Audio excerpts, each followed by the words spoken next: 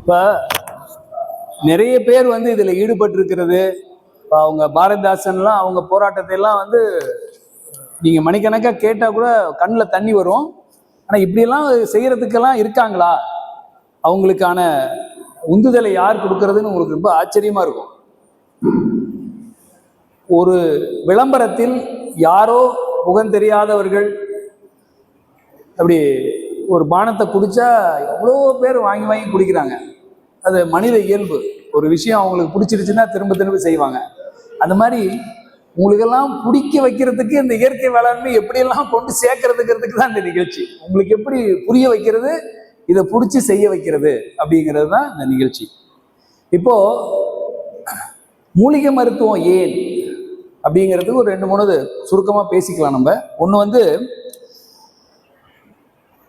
மருந்து என்பது என்ன அப்படிங்கிறதெல்லாம் பார்க்கும்போது 3 செய்திகளை எப்பொழுதும் ஞாபகம் வச்சுக்கணும். மருந்து என்பது உணவு அல்லாதது. மருந்து என்பது உணவு அல்லாதது. அப்போ உணவு என்றால் என்ன, மருந்து என்றால் என்னன்னா, உணவு என்பது நம்ம உடலுக்குள்ள போனோன்னே வளர்சித மாற்ற பாதையில் பயணித்து நம்முடைய உடல்ல உள்ள செல்லுகளுக்கும் திசுக்களுக்கும் வளர்ச்சி மற்றும் சரி செய்தல், growth, development and repair, அதை செய்வதற்கான எனர்ஜியை கொடுக்கறது. அது நிறைய இருக்கு. அதில் ஒரு சுருக்கமாக சொல்கிறேன். அது எனர்ஜி மெட்டபாலிசத்துக்குள்ள வர்றதெல்லாம் உணவு. எதெல்லாம் இதில் வரலையோ அதெல்லாம் மருந்து தான். காப்பி மருந்தா உணவா?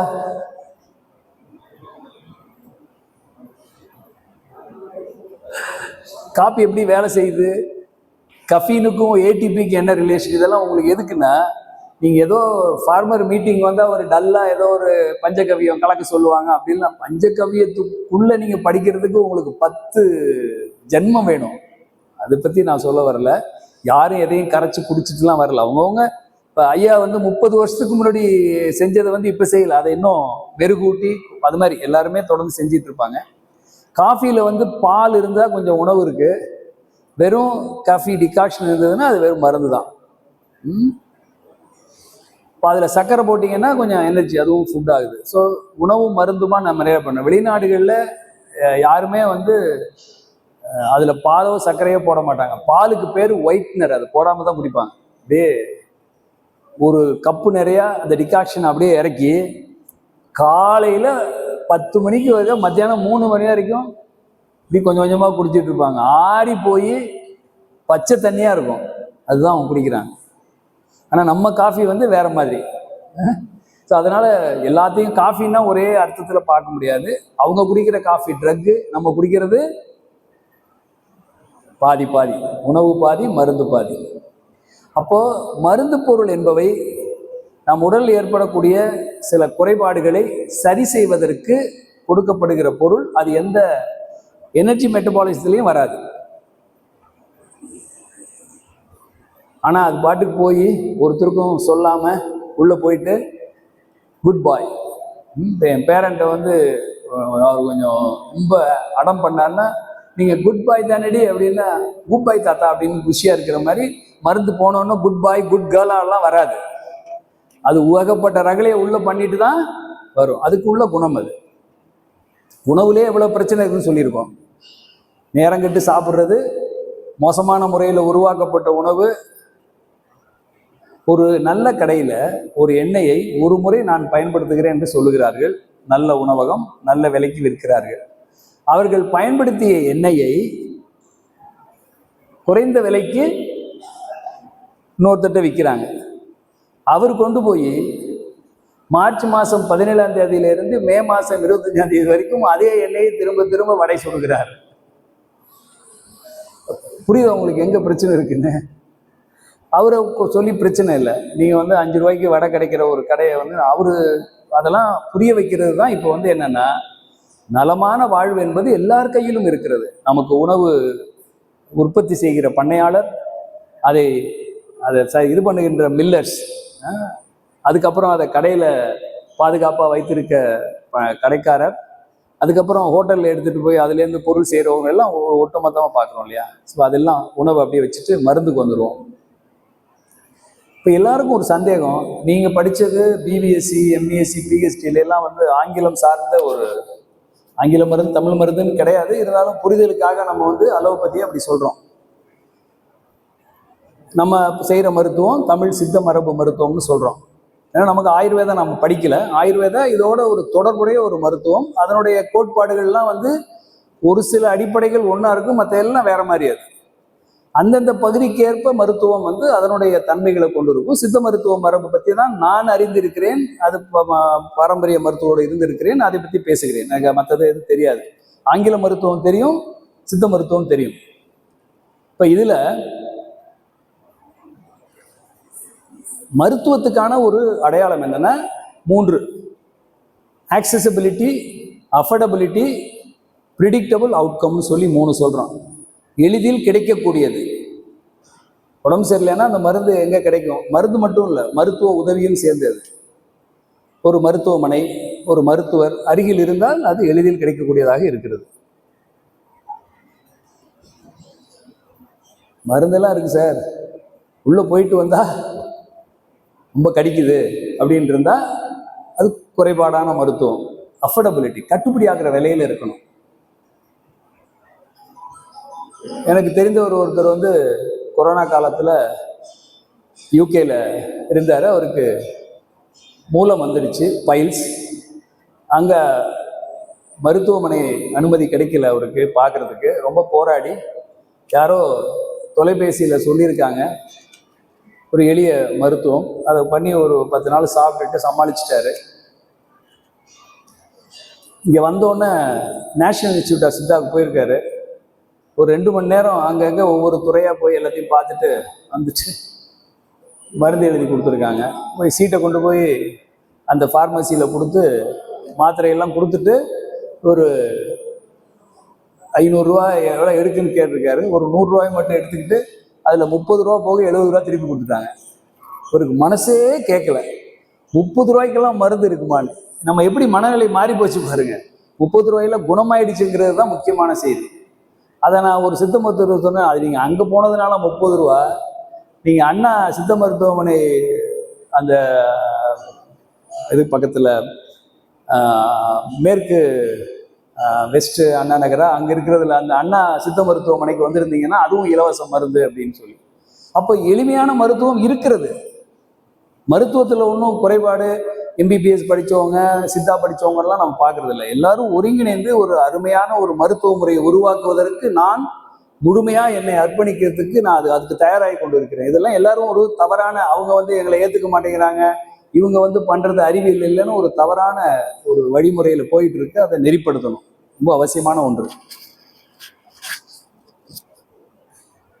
முதல்ல கிடைக்கணும் எளிதில், அடுத்தது கட்டுப்படி ஆகணும். இது ரெண்டும் வந்து பெரும்பாலும் 2 மருத்துவத்திலையும் நல்லா இருக்குது. ஆனால் நான் பார்த்த இந்த மரபு வழி சித்த மருத்துவத்தில் இன்னொரு கூடுதலாக ஒரு முக்கியமான என்ன செய்தி பார்த்தேன்னா, முறையாக இதை ஓரளவுக்கு புரிஞ்சுக்கிட்டு நோயை கண்டறிந்து சரியாக சொன்னால் 3 நாள் இல்லை, ஒருத்தர் மாடு படுத்திருக்குன்னாரு, படுத்திருக்கிறவருக்கு கோழி முட்டை முனையை உடைச்சிட்டு 2 முட்டை காலையிலையும் சாயந்தரமும் 4 நாள், முருங்கை தழையும் பிரண்டையும் 4 கைப்பிடி அரைச்சி நாட்டு சர்க்கரையில் பிசைஞ்சு நாக்கில் தடவி கொடுங்க. முட்டை, பிரண்டை, முருங்கை. படுக்கை மாடு உணவு அருந்தி கொண்டு அசை போட்டு கொண்டு சாணமும் நீரும் விட்டுக்கிட்டு இருந்துச்சுன்னா அதான் டயக்னோசிஸ். சரியா அலர்ட் டவுனர் கொடுத்தாச்சுன்னா இந்த 3 பொருளையும் தொடர்ந்து 5 நாள் கொடுத்தால் 5 நாட்களுக்குள்ளாக தானா எந்திரிக்கும்னு சொல்றேன். அப்படி இல்லைன்னா 5ஆவது நாள் லேசா தூக்கி விடுங்க. Predictable outcome. இதை செஞ்சா தெரியாது. கண்ணுக்குட்டி கழியுது, 15 நாள் கண்ணுக்குட்டி. சீரகம், வெந்தயம், கசகசா ஒவ்வொரு ஸ்பூன் எடுத்து அதை சட்டியில் கருக வறுத்து அதை லேசாக தண்ணி தெளித்து ஆற வச்சு நல்லா அரைச்சி நாட்டு சர்க்கரையில் பிசைஞ்சு நாக்கில் தடவி ஒரு நாளைக்கு 2 வேளை கொடுங்க. புல் கடிக்காமல் பார்த்துங்க. பாலை கொஞ்சம் குறைச்சி கொடுங்க. சொல்லியாச்சுன்னா 3 வேளையில் கழிச்சல் நின்றும். சொன்னபடி இருக்கணும். சோத்துக்கத்தாழை 1 முழம் தோல் முள்ளு நீக்காமல் முழுசாக வெட்டி மிக்சியில் அரைச்சி 50 கிராம் உள்ளங்கை வலிய வலிய 2 கை மஞ்சத்தூள், கொட்டைப்பாக்கு அளவு சுண்ணாம்பு, 3ஐயும் அரைச்சு ஒரு கை எடுத்து லேசாக வெது வெதுன்னு தண்ணியை ஊற்றி தண்ணியாக கரைச்சி மடியை தேய்ச்சி கழுவி கறந்து அந்த ஈரத்தோடு அந்த 1 மணி நேரத்துக்கு ஒரு தடவை அந்த மடி நோய்க்குள்ள மருந்து தடவிட்டே இருந்தீங்கன்னா 3லேருந்து 4 நாட்குள்ளாக மடி நோய் சுத்தமாக குணமாயிரும். ரத்தம் வந்துச்சுன்னா கருவேப்பிலை, முருங்கைத்தலை 4 கைப்பிடி அரைச்சி எலுமிச்சம்பழத்தை அரிஞ்சு ஒரு நேரத்துக்கு 2 பழம், ஒரு நாளைக்கு 2 வேளை 3 நாள். நீங்கள் இதெல்லாம் எழுதுறதுக்கோ மனப்பாடம் பண்ணுறதுக்கெல்லாம் ரொம்ப கவலையே படாதீங்க. அதெல்லாம் தாண்டி வந்துட்டோம். புத்தகம் எழுதி கொடுத்தேன். புத்தகத்தை தம்பியெல்லாம் வாங்கி வச்சுட்டு நிறையா எல்லாருக்கும் கொடுத்தாங்க. ஆனால் நீங்கள் ஃபோன் பண்ணும்போது கேட்டீங்க, சார் எங்கே வச்சேன்னு தெரில சார், இப்போ யாரோ ஒரு சித்தப்பா வாங்கிட்டு போனார் சார் அப்படின்னாங்க. பார்த்தோம், ஒரு நிறுவனமாக ஆரம்பித்து யுவர் ஃபார்ம் அனிமேட்டா அக்ரிடெக் கோயம்புத்தூரில் வச்சு அனிமேட்டா அக்ரிடெக் பிரைவேட் லிமிடெட் 24 மணி நேரமும் உங்களுக்குரிய மருத்துவத்தை பூரா அதுலேருந்து எடுத்துக்கலாம். அப்படியே இலவசமாக அப்படியே வரும். இல்லை சார் என்கிட்ட 10 மாடு இருக்குது, நீங்கள் சொல்கிற மாதிரிலாம் நான் சொல்லி, இப்போ காலையில் ஒரு பண்ணைக்கு போனோம். பண்ணைன்னா அவங்க தூரமாக இருக்குது, ஓனர் எங்கேயோ இருக்காங்க, ஒரு புதுசாக இப்போ தான் வந்திருக்காங்க. மிக்சி இல்லைன்னா சொல்லக்கூடாது, அதெல்லாம் அப்புறம். அம்மி குழவி இல்லை, ஒரு கத்தி இல்லை. காலையில் அதுக்கு வைத்தியம் பார்க்கறதுக்குள்ளே எனக்கு பெரிய பிரச்சனையாக போகுது. பெரிய பொண்ணு, அதுக்குள்ள பொருள் எதுவுமே இல்லாமல் இருக்கும்.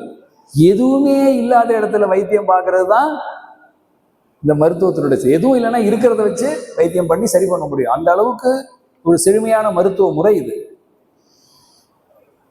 அதனால இப்போ அப்படி இருக்கிறவங்களுக்கு நாங்கள் சில மருந்து பொருட்கள் தயாரித்து அதை முன்கூட்டியே வாங்கி வச்சுங்க. மடி நோய் வராமல் தடுக்கிறது. காயம் பட்டால் என்ன பண்ணோம்? தண்ணி ஊற்றினேன் சார், நான் சுடுதண்ணி உங்கள் வழியிலேயே வேப்பிலையும் மஞ்சளும் போட்டு கொதிக்க வச்சு தண்ணியில் கழுவுனேன்னு சொல்லுவாங்க. தண்ணியை நீங்கள் என்ன மாதிரி மாற்றினாலும் தண்ணி தான். தண்ணி ஈரம் இருந்துச்சுன்னா புண்ணு ஆறாது. தண்ணியில் புண்ணை கழுவக்கூடாது. வேப்பெண்ணெய் தடவக்கூடாது புண்ணுல. சார் எத்தனை வருஷமாக நாங்கள் வேப்பெண்ணெய் தடவியே புண்ணு, அதை பற்றி பேச நேரம் இல்லை, விட்டுருங்க சாமி, வேப்பெண்ணெய் தடவாதீங்க, புண்ணு ஆற விடாது. அதுக்கு அடுத்தது என்ன மருந்து? ஸ்ப்ரே அடிக்காது. இது 3 செய்யலைன்னா புண்ணு ஆறிடும். பூண்டு, மஞ்சள், குப்பைமேனி தலையை அரைச்சி வெண்ணெயில் குழப்பி போட்டு ஒரு நாளைக்கு 2 வேளை 3 வேளை போட்டிங்கன்னா முடிஞ்சிடும். இல்லைன்னா கோகுல்கிட்ட கேட்டிங்கன்னா ஹெர்போ ஒன்று கொடுப்பாரு, வெண்ணெயில் குழப்பி போடுறதுக்கு கன்வீனியன்ஸ். ஏன்னா அது அடுத்தடுத்த கட்டத்துக்கு போகும்போது ஹோட்டலுக்கு போய் சாப்பிட்றது கெட்ட பழக்கம்னு இருந்த ஒரு காலம் மாறி வேற வழியே இல்லை, வெளியூர் போனாதான் ஹோட்டலில் சாப்பிட்றதுங்கிறதெல்லாம் மாறி உள்ளூர் ஹோட்டல் உள்ளூர்காரவங்களுக்கு எப்பவுமே தெரியாது. அவங்க ஹோட்டலுக்கே போனால் தப்புன்னு நினைப்பாங்க. கடையில் இட்லி மாவு தோசை மாவு வாங்கிட்டு சாப்பிட்டது போக இப்போ உட்கார்ந்த இடத்துல ஒரு ஹோட்டலுக்கு நம்ம எங்கேயாவது சாப்பிட போனோம்னா உள்ளே உட்காந்துருக்கவங்களோட வெளியில் சொமாட்டோ, இன்னொன்று ஸ்விக்கி 50 பேர் நிற்கிறாங்க ஒரு கடையில். இப்போ என்ன ஆச்சு? அங்கே எல்லா வீட்லேயும் அடுப்பு எரியலைன்னு தானே அர்த்தம். ஸோ அது வேற வழி இல்லாதனா நாங்கள் இந்த மாதிரி மருந்து தயார் பண்ணக்கூடாதுன்னு உறுதியாக இருந்த என் மனதை மாற்றி இந்த மருத்துவத்தை நீங்கள் என்னுடைய நண்பர், என்னுடைய மாணவர், சவுதி அரேபியாவில் வேர்ல்ட் பேங்க் கன்சல்டண்ட்டாக கண்ட்ரி ஹெட்டாக இருக்கு, அவர் சொல்கிறார், சார் நீங்கள் மருந்து தயார் பண்ணலைன்னா அந்த மருத்துவம் அப்படியே காண போயிடும் சார், நீங்கள் எழுதி வைக்கிறது இதெல்லாம் ஒன்றும் வேலைக்கு ஆகுதுன்னு சொன்ன பிறகு மருந்து பொருளும் தயாரிக்கப்பட்டு இப்போ அது அந்த வாய்ப்பை பயன்படுத்திக்கலாம். நீங்கள் நேராக மருந்து எடுத்து நான் பண்ணுறேன் அப்படிங்கிறவங்களுக்கு எந்த அட்டியும் இல்லை. மருத்துவம் காலாகாலத்துக்கு அழியாமல் டிஜிட்டல் ஃபார்மில் பாதுகாக்கப்படுகிறது. சரி, இப்போ சினை பிடிக்காததுக்கு எத்தனை காலேஜ்லேருந்து வந்திருக்கீங்க நீங்கள்? 4 5 எத்தனை கேம்பஸ்மா? 4 கேம்பஸா? இந்த டெமான்ஸ்ட்ரேஷன் சும்மா நிற்கணும், மேலே வாங்க. ஒவ்வொரு கேம்பஸும் ஒருத்தர் வாங்குவோம், சீக்கிரம் வாங்குவோம், மணியாச்சு, நிறைய படிக்கணும்.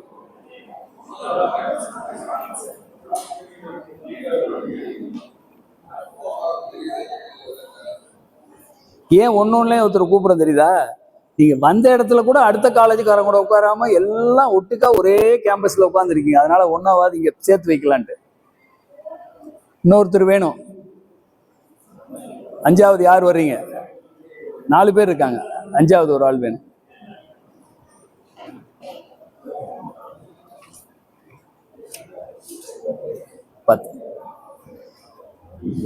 மாடு செனை பிடிக்கலன்னு சொல்றீங்க இல்லையா, அதை பத்தி சுருக்கமா 2-3 விஷயம் சொல்லிடுறேன்.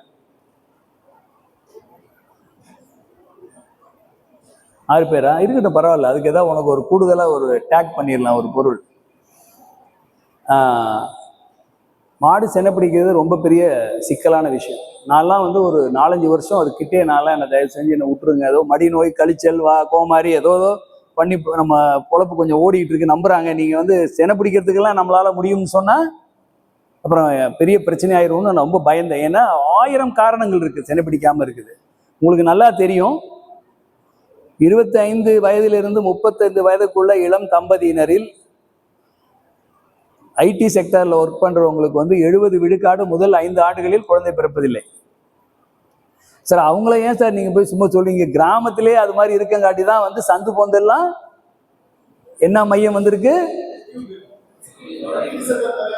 கருத்தரிப்பு மையங்கள். சுற்றுச்சூழல்ல என்னெல்லாம் பிரச்சனை நடக்குது, ஏன் சார் இயற்கை வேளாண்மைக்கு போகணுங்கிறவங்களுக்கு அது ஒரு அடையாளம். அடுத்ததாக, இரவு நேரங்களில் கண் விழித்து இந்த வெளிச்சத்தை கண் வழியாக உள்ள செலுத்துறது, போட்டோ பீரியாடிசிட்டி, மாறுபாடான உணவு, உடம்புல கொஞ்சம் கூட எந்த காலத்திலையும் எண்ணெயே வைக்காத வறண்டு போன உடம்பு,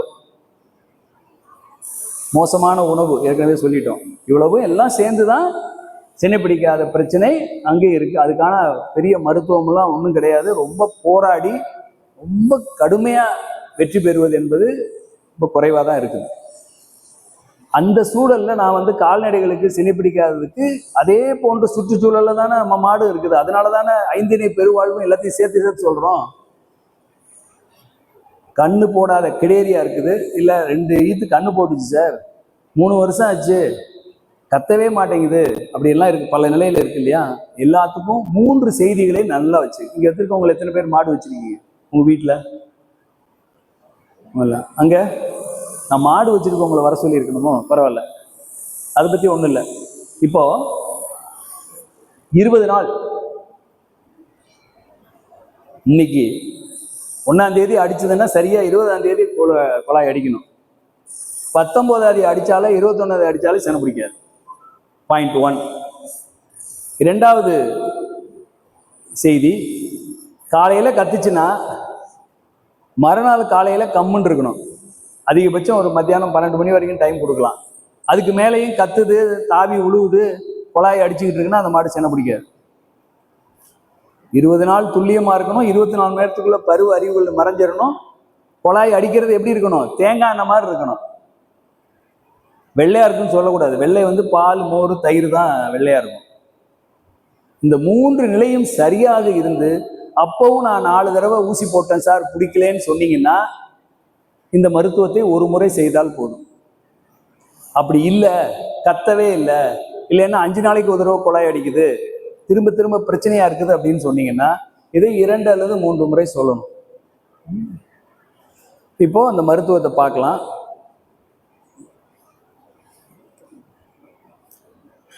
முள்ளங்கி அப்படின்னு சத்தமா முள்ளங்கின்னு சொல்லு.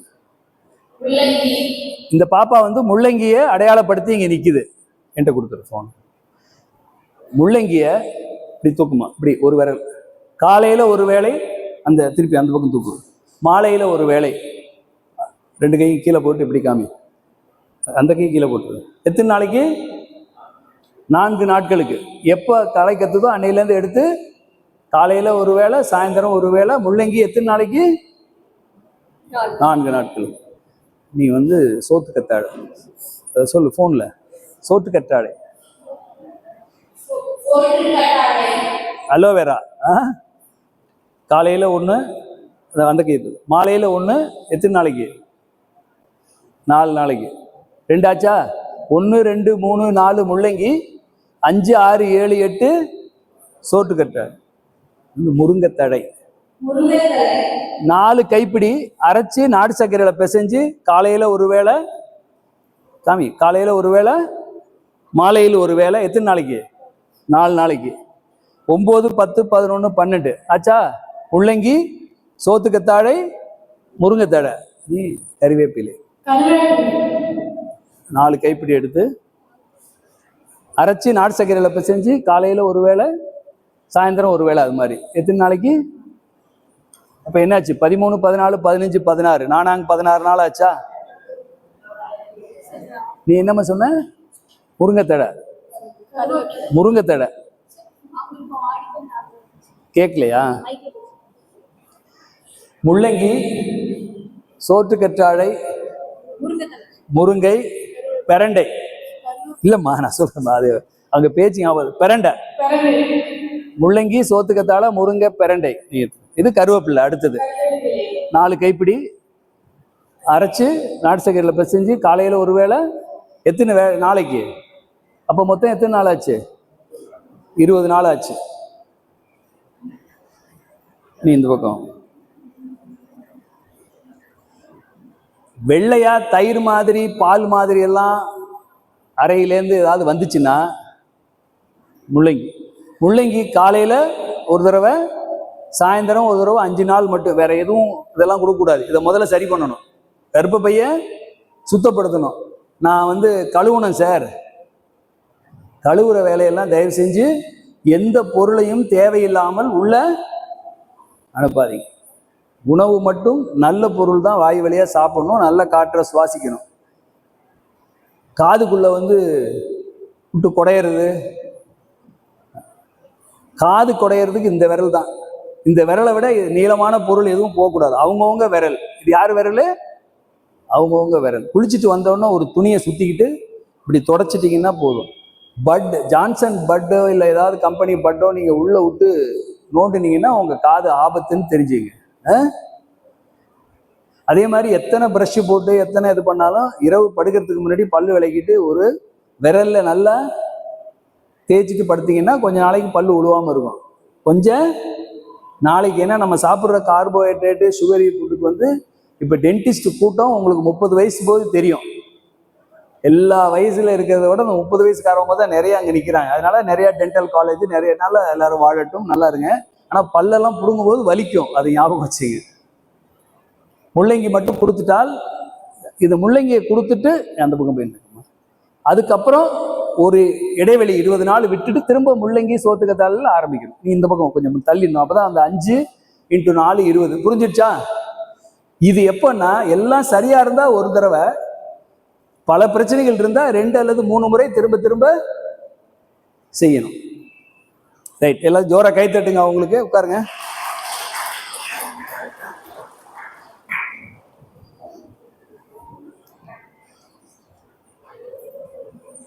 இப்போ நான் சில எண்கள் சொல்றேன், நல்லா குறிச்சிங்க. என்னுடைய தொலைபேசி எண் 98 424 55 8 33. 98 424 55 8 33. பல மாநிலங்கள், பல கூட்டங்கள், பல பயிற்சிகள் கொடுக்குறப்ப இது பெரிய போராட்டம். எனக்கு சில பேர் கூப்பிடும்போது, சார் நீங்கள் ரொம்ப நல்லவர் சார். சில பேர் ஃபோன் கொடுப்பாங்க, ஆனால் ஃபோன் போட்டால் எடுக்கவே மாட்டீங்க சார், நீங்கள் எடுத்துட்டாங்க. இது நான் எடுத்த ஃபோனுக்கு. நான் எடுக்காதப்ப என்ன பேசியிருப்பாங்க? இப்படிதாயா வர்ற இடம் போகிறோம்லாம் ஃபோனை கொடுக்குறாங்க, ஒருத்தருமே எடுக்கிறது இல்லைன்னு சொல்லியிருப்பாங்க. அதுக்காக என்ன பண்ணோம்னா ஒரு அமைப்பு, அதுதான் 24 மணி நேரம் அவர்களுக்கான செய்தி எடுப்பதற்கு 63 83 71 71 50. Your farm, YOUR, your farm அனிமேட்டா அக்ரிடெக் பிரைவேட் லிமிடெட். இது ஒரு டிஜிட்டல் பிளாட்ஃபார்ம். கோயம்புத்தூர் காலப்படி ரோட்ல இருந்து செயல்படுது. அது வாட்ஸ்அப் நம்பர் ஒன்லி. நீங்க பேச முடியாது. ஹலோன்னு போட்டிங்கன்னா சிஆர்எம் டீம்லேருந்து காலையில் 7 மணிலேருந்து ராத்திரி 7 மணி வரைக்கும் நேரடியாக எடுப்பாங்க. மற்ற நேரத்தில் அந்த கால் லாக் பிரகாரம் எடுத்துக்கிட்டே இருப்பாங்க. 63 83 71 71 50. இப்போ நீங்கள் எங்கிட்ட பேசணும்னு நினச்சி என் நம்பர் எடுக்கலைன்னா அதுக்கு அடுத்தது கீழே கோகுல்னு எழுதி இன்னொரு நம்பர் எழுதிங்க. கோகுல் 90 42 80 92 78. சரியாப்பா? சரியா இருக்குல்ல? அவர் தான் கோகுல். அவருக்கு நீங்கள் என்னென்னா, நான் இப்போ நேற்று ஃபுல்லாக பயிற்சி, அதுக்கு முந்தின நாள் ஃபுல்லாக மற்ற மாநிலங்களுக்கு போனால் கிட்டத்தட்ட 5-6 மணி நேரம் விமான பயணம் எல்லாத்தையும் ஆஃப் பண்ணிடுவோம். அப்போ நீங்கள் அதே மாதிரி தான் சொல்லுவீங்க, சும்மா வந்து ஆகுன்னா நம்பரை கொடுத்துட்டு ஃபோனு சுவிட்ச் ஆஃப் பண்ணிட்டாரியா அப்படின்னு நினைக்காதீங்க. சுவிட்ச் ஆஃபே பண்ண மாட்டேன் நான். ஆனால் ஃப்ளைட்டில் போகும்போது ஃப்ளைட் மோடில் போட்டாகணும். நான் ஃபுல்லாக சுவிட்ச் ஆஃப் பண்ணிடுறது, ஏன்னா கரண்ட்டு இல்லைன்னா ஒரு சார்ஜ் போட்டுட்டு இருக்கணும்னு. இப்போ நல்லா தெரிஞ்சுக்கங்க, மருத்துவம் என்பது எளிதில் கிடைக்கணும், கட்டுப்படியாகிற விலையில இருக்கும், சொன்னபடி வேலை செய்யணும். இதை நோக்கி நம்முடைய பயணம். நம்முடைய மரபு வழி சித்த மருத்துவத்தில் இருக்கக்கூடிய கூறுகள் நம்முடைய பண்பாட்டு கூறுகளாக, இது வந்து ஏதோ ஒரு சித்த மருத்துவம், ஆயுர்வேதம், யுனானி, அலோபதியெல்லாம் பார்க்காதீங்க. அந்தந்த பகுதியில் இருக்க மக்கள் அவர்களுக்கான சில விஷயங்களை உருவாக்கி இருக்கிறார்கள். இப்போ நான் வந்து உகாண்டாக்கு போனேன், காட்டுக்குள்ளே இருக்கோம், அங்கே மூக்கரட்டை செடியை வச்சுருந்தாங்க. அவங்க பேசுகிற மொழி, அவங்க நிறைய மொழி பேசுகிறாங்க, ஜூலு தான் காமனாக பேசுகிறாங்க, யாருக்கும் எழுத படிக்க தெரியல, அதாவது நம்ம மொழியிலேயோ பேசுகிறதோ எழுதுறதோ தெரியாது. மூக்கரட்டையை அங்கே வச்சுருக்காங்க. கேட்டால் 8 மாத கர்ப்பிணி பெண்ணு கொடுக்குறதா சொன்னாங்க. எனக்கு பெரிய ஆச்சரியமாக இருந்தது என்னென்னா, அந்த மூக்கரட்டையினுடைய வேறு பட்டையை இடித்து சாறு எடுத்து வடிகட்டி என்னுடைய சகோதரிகள், என்னுடைய மகள்களுக்கெல்லாம் நான் வந்து 7 மாதத்தில் கொடுத்துருக்கேன். வைத்தியர் புண்ணியமூர்த்தி என்ன சொன்னார்னா, இந்த மூக்கரட்டை சாரை நீங்கள் இந்த 7 மாதத்தில் ஒரு குறிப்பிட்ட நாளில் கொடுத்தீங்கன்னா, அந்த வளர்ப்புறை நல்ல நாள்லாம் பார்த்து கொடுப்பாங்க, அவ்வளோதான். அந்த குழந்தைக்கு அரி, கரப்பான், சொறி, சிரங்கு வராதுன்னு சொன்னார். அது எப்படி உகாண்டாவில் தெரிஞ்சுது? ஸோ எல்லா இன மக்களுக்கும் எல்லா தேசத்திலும் எல்லா காலங்களிலும் ஏதோ ஒரு மருத்துவ முறை இருந்திருக்கிறது. நீண்ட நெடுங்காலமாக மிகப்பெரிய ஒரு என்ன சொல்றது, ஜியாலஜிக்கல் ஈவெண்ட் எதுவும் இங்கே வந்து ஒரு பூகம்பமோ அந்த மாதிரி பூமி பிளவோ இல்லாமல் ரொம்ப ஸ்டேபிளான தக்கான பீட பூமியில ஆயிரக்கணக்கான ஆண்டுகளாக தொடர்ந்து மக்கள் வசித்து வருவதனாலும், நீண்ட கடற்கரையை உடையதுனால தென்னிந்தியாவில் 7000 ஆண்டுகளாக வெளிநாட்டில் வந்து வர்த்தகம் பண்ணுவதனாலும், பொருட்களையும் அறிவையும் பகிர்ந்து நமக்கே உள்ள அறிவோடு மற்ற அறிவையும் சேர்த்து ஒரு செழுமையான மருத்துவ நாகரிகம் நம்ம நாட்டில் ஒரு 2500-3000 ஆண்டுகளாக தொடர்ந்து இருக்கிறது. அதனுடைய ஒரு கூரை எடுத்து இப்போ நம்ம பண்ணிட்டு இருக்கோம். புரிஞ்சு? இதில் ஒன்றும் பெருமைப்படுறதுக்கோ அதை நம்ம பெருசாக பேசுறதுக்கோ சூழல். தமிழ்நாட்டில் பிறந்தா தமிழ் பேசுகிறோம், ஆந்திராவில் பிறந்தா தெலுங்கு பேசுவோம், கர்நாடகாவில் பிறந்தா கன்னடம் பேசுவோம், வடநாட்டில் இருந்தால் ஹிந்தி பேசுவோம். ஆனால் எதை வேணாலும் நீங்கள் திரும்ப கற்றுக்கலாம். ஆனால் நாம் நம்முடைய மண்ணுக்கும் இங்கேயும் உரித்தான சில அடிப்படை விஷயங்களை நாம் கற்றுக்கிட்டு நம்முடைய சந்ததியினருக்கும் கடத்தணும். சோறு சாப்பிட்றது அப்படிங்கிறது வந்து 3 வேளையும் சோறு சாப்பிட்ற நமக்கு 2 வேளை சோறு இல்லைன்னா எப்படா ஊருக்கு போவோன்னு ஆயிரும். பழக்கம்தான். ஒரு பையனை நான் பார்த்தேன், கொரியாவில் ஒர்க் பண்ணேன்னாரு. நான் பொதுவாக அங்கே இருக்கேன், கல்ஃபு தான் போவாங்க. கொரியாவில் வேலை பார்க்குறேன்னு சொன்னாரு. நான் அதை பற்றி விசாரித்தேன். சார், கொரியான்னு பேர் தான் சார். தென்கொரியாவினுடைய ஒரு கடைசி, அங்கிருந்து 100 கிலோமீட்டரில் வட கொரியா இருந்தது. 1 வருஷம் நான் சாப்பிடவே இல்லை சார். ஒன்றுமே பிடிக்கல. அப்புறம் என்ன பண்ணேன், அப்புறம் சாப்பிட ஆரம்பிச்சிட்டேன் சார்.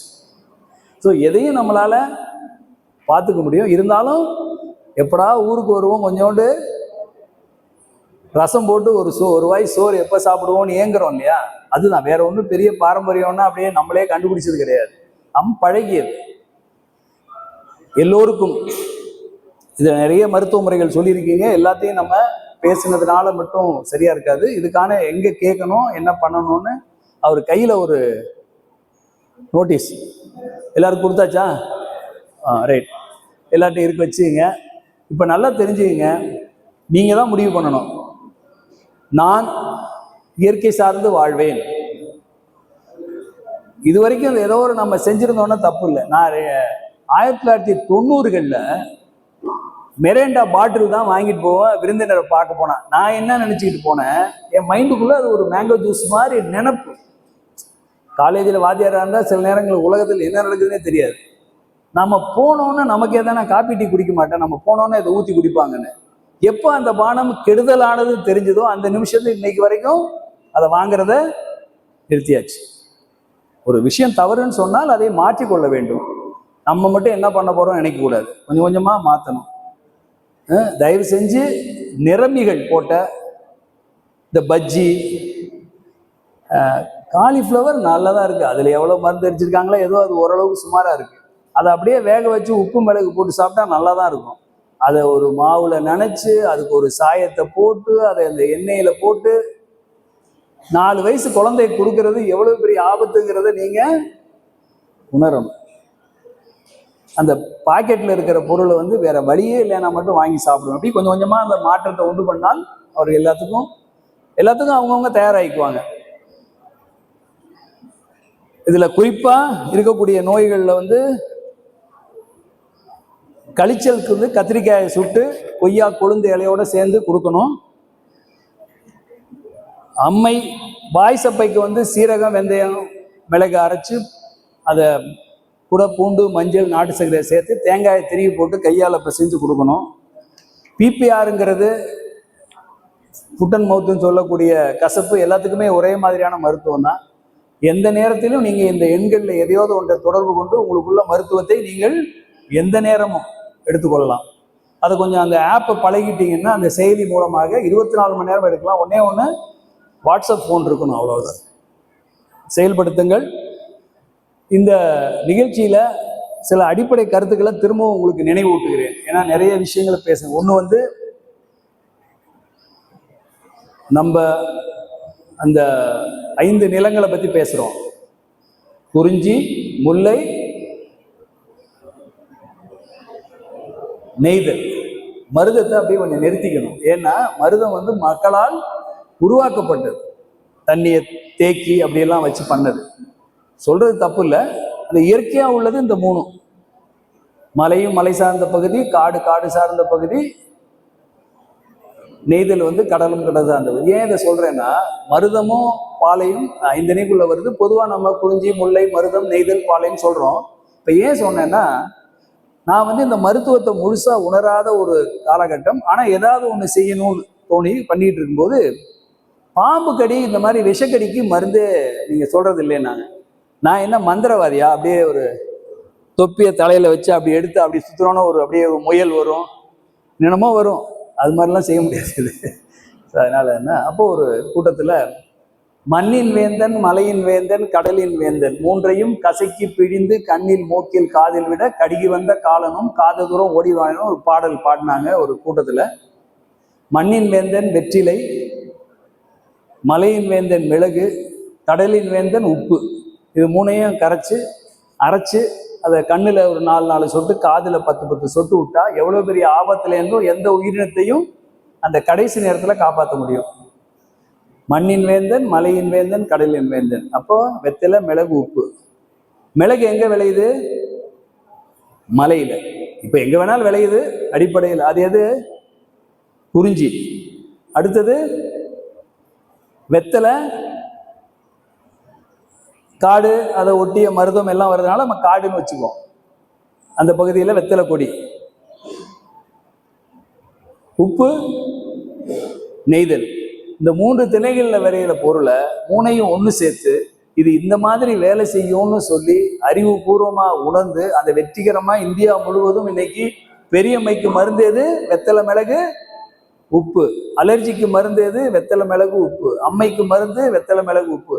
இப்படி பலவிதமான நோய்களுக்கு அந்த மருத்துவ முறையை கொண்டு போய் சேர்க்கக்கூடிய வாய்ப்பை கொடுத்ததுனால இந்த 5 திணையில இருக்கக்கூடிய மக்களும் அங்கங்க இருக்கக்கூடிய பொருட்களை ஒன்று கலந்து உறவாடி இந்த அறிவை எல்லாம் சேர்த்து வைக்கிற நம்முடைய மரபு வழி சித்த மருத்துவம் நமக்கு ஒரு அடையாளத்தை காட்டுகிறது. அதனுடைய வழி பின்பற்றி இயற்கையான முறையில் கால்நடைகளை முழுவதுமாக காக்க முடியும். இது நிறைய தரவுகள் நாங்கள் எடுத்து வச்சிருக்கோம். பல ஆயிரக்கணக்கான கால்நடைகள், இன்னும் சொல்லப்போனால் பல லட்சமான கால்நடைகளுக்கான செய்திகள் இருக்குது. அதனால தான் WHO, FAO, ஓஹான்னு சொல்லக்கூடிய world organisation animal health, United Nations, அப்புறம் யூரோப்பியன் யூனியன், இவங்க எல்லாம் ஒருங்கிணைந்து இந்தியாவில் இந்த முறை செயல்பட்டு கொண்டு இருக்கிறது. இதை மற்ற இடங்களுக்கு கொண்டு போகணுங்கிறதுக்கு முயற்சியில் இறங்கியிருக்காங்க. அதுக்கெல்லாம் மூல காரணம், நான் வந்து மருத்துவத்தை சொல்லலாம், இந்த மருத்துவம் வேலை செய்தா இல்லையான்னு யார் சொல்றது? சுந்தராமன் ஐயா அவங்க வீட்டில இருந்து அவங்க பேசுவாங்க. உடனே அவர் போனை கையில் கொடுத்துருவாரு, நீயே பேசு. உனக்கு தான் அந்த மாடு என்னன்னு தெரியும்னு அம்மா பேசுவாங்க. அப்புறம் தம்பி சில நாளில் கூப்பிடுவாங்க. அவர் இங்கே கோபியில் இருக்கக்கூடிய அந்த கேவிக்கு எப்போ நிகழ்ச்சி நடந்தாலும் அவர் வந்து கலந்துக்குவார்.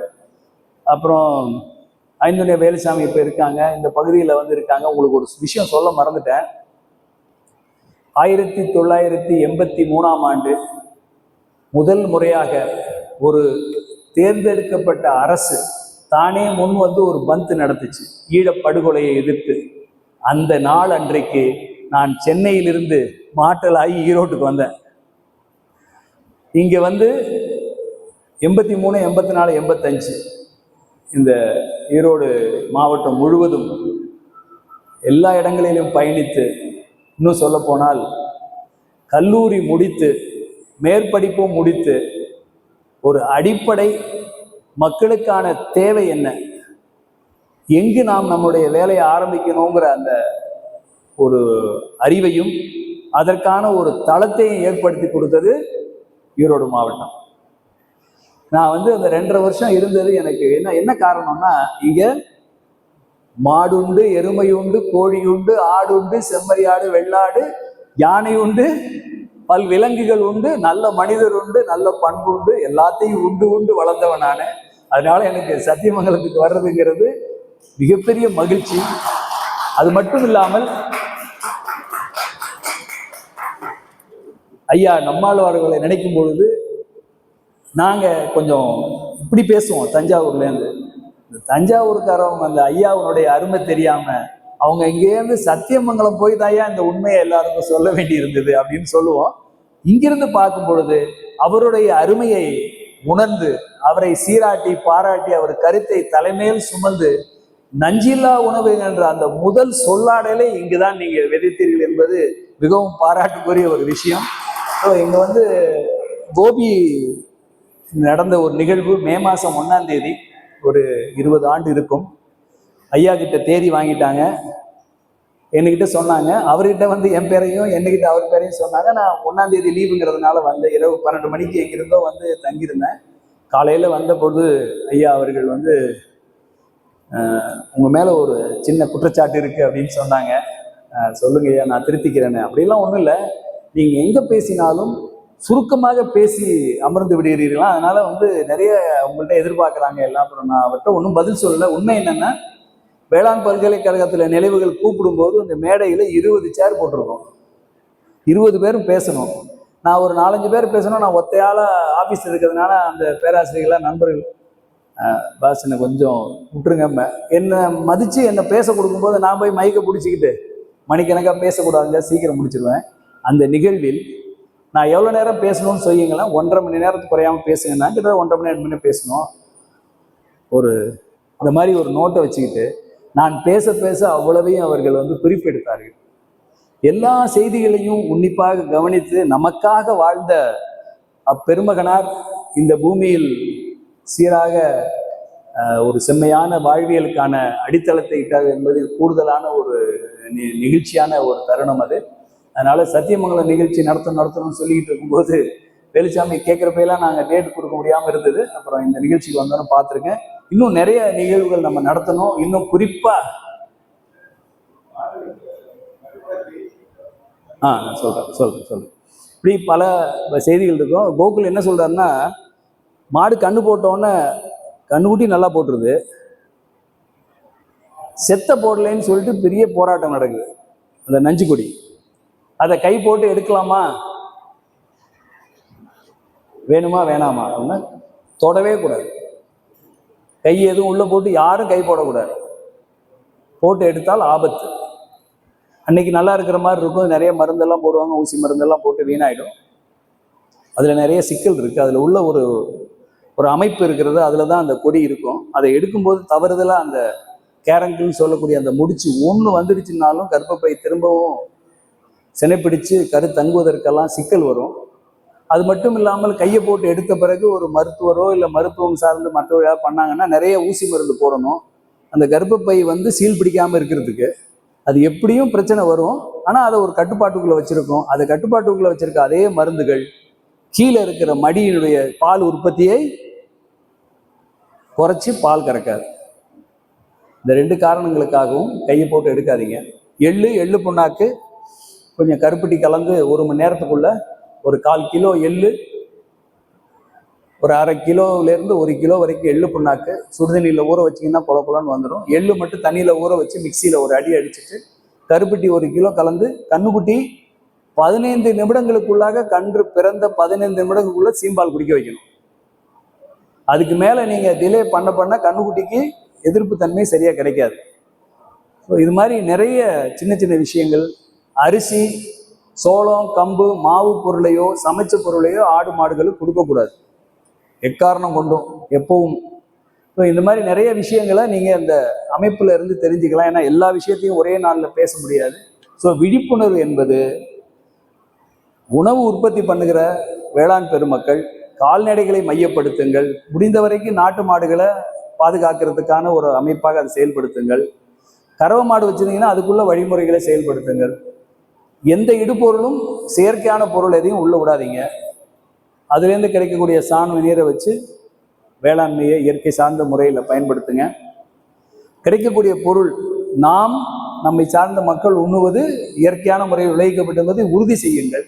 அடுத்த சந்ததியினர் ஒரு நோயற்ற வாழ்வு வாழ்வதற்கான வழியை நம்ம இப்போ செட் பண்ணிடுவோம். அதை தொடர்ந்து பயணிப்போம். அதில் கால்நடைகளுக்கு மூலிகை மருத்துவம் சார்ந்த செய்திகளை நீங்கள் எடுக்கலாம். கடைசியாக ஒரே ஒரு செய்தி மட்டும் சொல்லிட்டு, போன மாதம் இந்திய வேளாண் ஆராய்ச்சி கழகத்திலிருந்து ஒரு 3 பக்கத்துக்கு ஒரு சர்க்குலர் வந்திருந்தது. கமிட்டி மெம்பர்ஸ் அப்படின்னு போட்டு. நான் ஓய்வு பெற்று 7 ஆண்டுகள் ஆயிடுச்சு. ஐசிஆரில் நெட்வொர்க்கில் இருந்தேன். இப்போ எதுவும் தபால் எனக்கு வரத்துக்கு இல்லைன்னு நான் அப்படியே ஒரு நாள் பார்த்துட்டு ஏதோ தவறுதல் அனுப்பிச்சிட்டாங்கன்னு விட்டுட்டேன். அடுத்து ஃபோன் வந்துச்சு, ஏதோ மறந்துட்டேன். மறுநாள் இன்னொரு அடிஷ்னலாக ஒரு தபால் என்னன்னு பார்த்தா 14 கமிட்டிகள் அமைச்சிருக்காங்க ஐசிஆரில். Diploma in agriculture, diploma in horticulture, diploma in fisheries, diploma in sericulture, diploma in animal husbandry அப்படின்னு வரிசையாக இருக்குது. ஆர்கானிக் அக்ரிகல்ச்சர் இருக்குது, இன்டகிரேட்டட் ஃபார்மிங் இருக்குது, இன்னும் என்னென்னமோ இருக்குது. எதுலேயுமே என் பேர் இருக்கிறது. அனிமல் ஹஸ்பண்ட்ரியில் இருக்கணும், இன்டகிரேட்டட் ஃபார்மிங்கில் இருக்கணும், அட்லீஸ்ட் ஆர்கானிக் அக்ரிகல்ச்சராக இருக்கும்னு நினச்சேன்.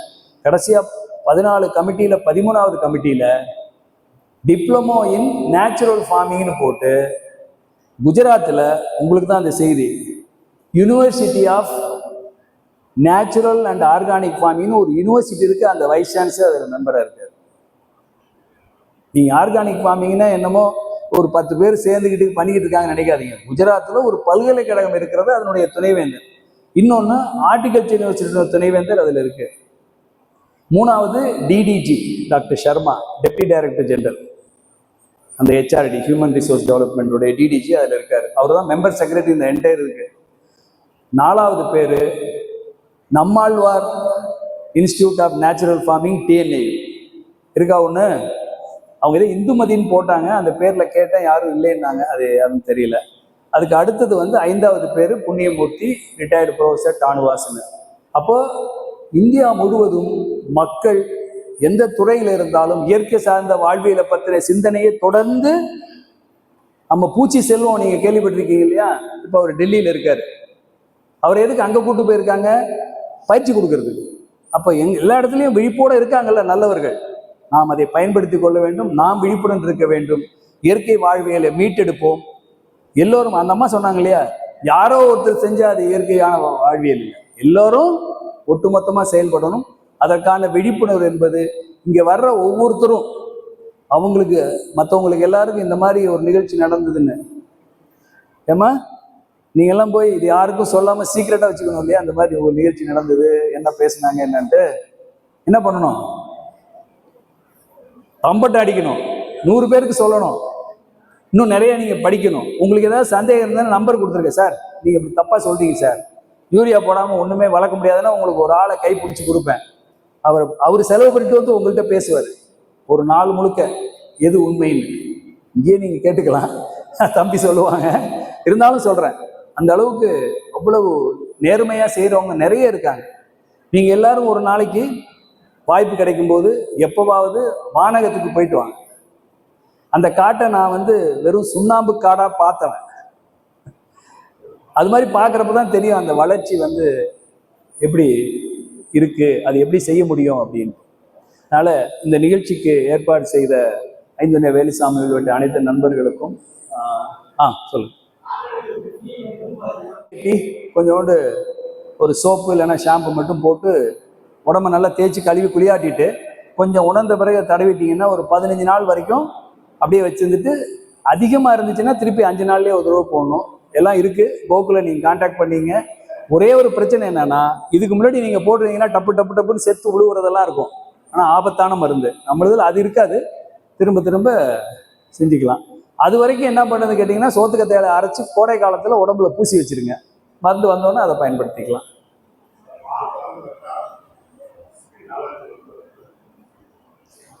அலர்ஜின்னா என்ன மாதிரியான கொப்பளம் மாதிரி வருதா? அது வந்து பொதுவாக மடி அம்மையில் வரும். மடி அம்மைக்கான வந்து வெத்தலை மிளகு உப்பு வாயில கொடுக்க சொல்லிட்டு சம்பந்தப்பட்ட நபர் வந்து ஈரம் இல்லாமல் தொடச்சிட்டு வெறும் நல்லெண்ணெய் மட்டும் தடவை சொல்லுங்க. வெத்தலை மிளகு உப்பு ஒரு 5 வெத்தலை, ஒரு 5 மிளகு, ஒரு 5 கல் உப்பு வாயில வச்சு மென்று கொஞ்சம் கொஞ்சமாக சாரை உள்ள குடிக்கணும். காலை மாலை 2 நேரம் ஈரத்தை தொடச்சிட்டு உள்ள சாப்பிடணும். வெத்தலை மிளகு உப்பை நல்ல சுத்தமான நல்லெண்ணெயை கையில தேய்ச்சிக்கணும். இல்ல ஒன்ஸ் வந்துருச்சுன்னா அவர் விளக்கெண்ணெய் தடவிட்டு கறக்கிற மாதிரி கறக்கட்டும். மற்ற நேரத்தில் சொல்றேன், மருத்துவம் அவருக்கு மருத்துவம். மாட்டுக்குள்ள மருத்துவத்தை நீங்க கோகுல்கிட்ட கேளுங்க, அதுக்குள்ள பொருள் போடுவார். 3 நாள்ல ஆறிடும். மாட்டுக்கு வரும், மாட்டு காம்புல இருக்கும், கறக்கிறவங்க கை எல்லாம் கூட வரும், கண்ணுக்குட்டி வாயில வரும், பால் குடிக்கிற கண்ணுக்குட்டி, எல்லாத்துக்கும் மருத்துவம் இருக்கு, ஒன்றும் பிரச்சனை இல்லை. அதாவதுங்க மடிநோய்க்கான மருத்துவ முறைகள் நிறைய இருக்கு. ஒரு 40-50 வகையான மருத்துவ முறைகளை நான் வந்து எல்லாம் எடுத்தோம். அதுல மிக சிறப்பா எந்த நேரமும் சொன்னபடி வேலை செய்யறது சோத்துக்கத்தாழை சுண்ணாம்பு மஞ்சள். அதுல ஒவ்வொரு படிநிலை இருக்குது. ஸ்டாண்டர்ட் ஆப்ரேட்டிங் ப்ரொசீஜர்னு சொல்லுவாங்க. அது அப்படியே எப்படி செய்யணும்னு. அதுல ஏதாவது ஒன்று தவறுதா செஞ்சீங்கனாலும் வேலை செய்யாது. சோத்துக்கத்தாழையை முழுசா தோலோட வெட்டணும். 1/4 கிலோ எடை குறையாம இருக்கணும். மஞ்சத்தூள் வந்து ஒரு 50 கிராமுங்கிறது 2 உள்ளங்கை நிறைய, 2 கை. புது சுண்ணாம்பு, வெத்தலைக்கு போடுற சுண்ணாம்பு. சில பேர் என்ன பண்றாங்கன்னா, சாக் பீஸு வெள்ளையாதான் இருக்கு, அதுவும் சுண்ணாம்பு கட்டி தானே அதை போடுறாங்க. இந்த மாதிரிலாம் ஏதாவது ஒரு குழப்பம் கிடையாது. அடுத்தது கெட்டியா அரைச்சதை வந்து ஒரு கை எடுத்து தண்ணியா கரைச்சி மடியில தடவணும். 1 மணி நேரத்துக்கு ஒரு தடவை கறந்து போட்டுக்கிட்டே இருக்கணும். வாய் வழியா எலுமிச்சம்பழம் கொடுக்கணும். ரத்தம் வந்துச்சுன்னா கருவேப்பிலை முருங்கைத்தலை கொடுக்கணும். இவ்வளவையும் நீ ஞாபகம் வச்சுக்க முடியாது. நீங்க கோகுலுக்கு பேசுங்க, இல்லைன்னா அனிமேட்டாக்கு உள்ள போங்க, எல்லா டீட்டெயில்ஸும் அனுப்பிச்சு விட்டுருவாங்க. இனி வரக்கூடிய மடி நோயை கட்டுப்படுத்த முடியும். அப்ப என்கிட்ட பேசுங்க, இந்த மாதிரி இருக்கு கேஸுன்னு. புது கேஸா இருந்தா 1 வாரம், பழைய கேஸா இருந்தா 15லேருந்து 30 நாள் சரி பண்ணிடலாம். அதுதான் சொல்றேன். அது எந்த அளவுக்கு, எத்தனாவது ஈத்து, கண்ணு போட்டு எவ்வளவு நாளுக்கு தகுந்த மாதிரி. எத்தனை மாசம் இல்ல, இப்ப எத்தனை மாசம் ஆச்சு? 2 மாசம்னா அது இந்த மருத்துவ முறையை பண்ணுங்க. கோகுல கான்டாக்ட் பண்ணுங்க, டீட்டெயில்ஸ் அனுப்பிச்சு விட்டுறேன். சரி, ஓகே.